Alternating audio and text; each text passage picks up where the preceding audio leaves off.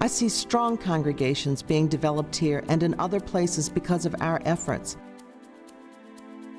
I see reasons for remaining on this God-given course. I see that there are going to be vital churches here for my children and for my children's children, where their faith will be nurtured, their discipleship exercised, their communities encountered with the gospel.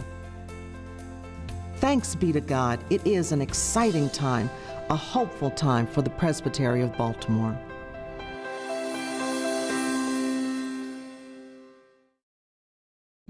This is an exciting time in the Baltimore Presbytery.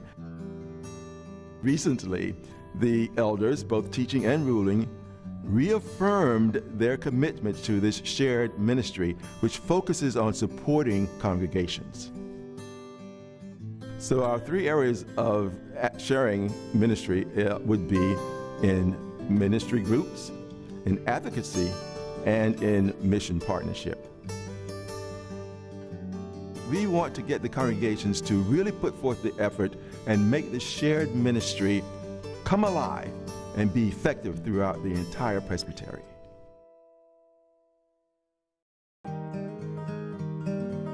This is a really significant moment in the life of our presbytery. In fact, it's kind of a significant moment in the life of our denomination. Everybody knows where the statistics are going. But here in our presbytery, we have very purposely made a choice. And we've made a choice that the presbytery doesn't exist for the presbytery's sake, but the presbytery exists to resource its member congregations. We formed the ministry group so that each region's leaders could be empowered, equipped, and entrusted to carry forth the work that God's called us to do. Primarily, ministry groups are really about building relationships. It's founded on the foundation that each church has a relationship with God, each person does, but that we also need to be in relationship one with another.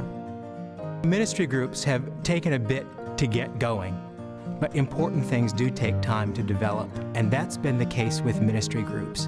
One of the best opportunities that's available now through the ministry groups is an organization called New Beginnings, in which we have people who are coming from the presbytery and other variety of experts who will sit down with individual congregations to actually discover the vision and the mission and to find out what is the best way to focus in and to do the work that we're called to do within our communities. That offers an opportunity to stop and to say perhaps we need to revamp or to brush up or sometimes entirely to toss out the missions that we've held so dear.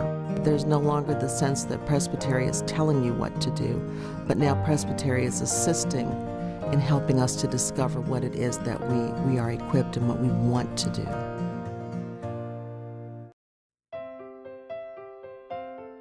We have had a history of being involved in social justice ministries, of wanting to go in and to speak truth to power, and wanting to go in and to say, this is what God is saying to the community today, and this is where God is wanting to lead the community into tomorrow.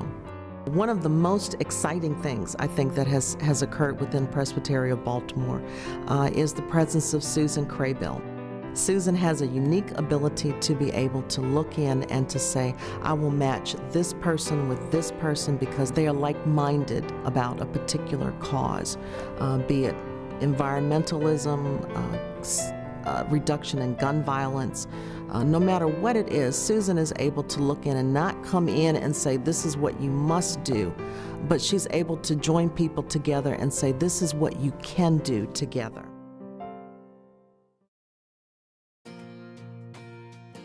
The mission partnerships are an incredible opportunity for members of congregations to come outside of their comfort zone in a way that God is giving us this opportunity. It's part of the plan that I see for all of us to be a part of the larger world.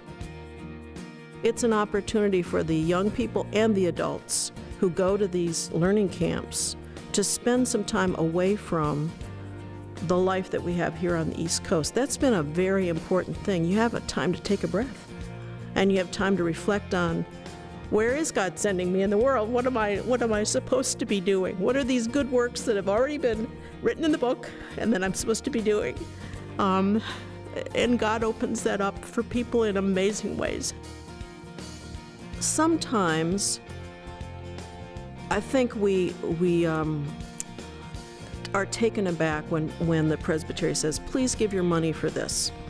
And we don't know what this is. These partnerships have touched many, many congregations and many, many people.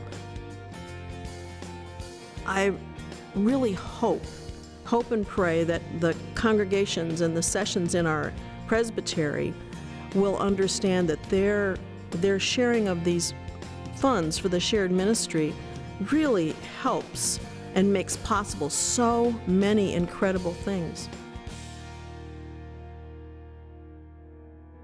This is a really exciting time in the life of our presbytery. It's a challenging time too, but it is an exciting time in a very good way. We are challenged by God to do this work together.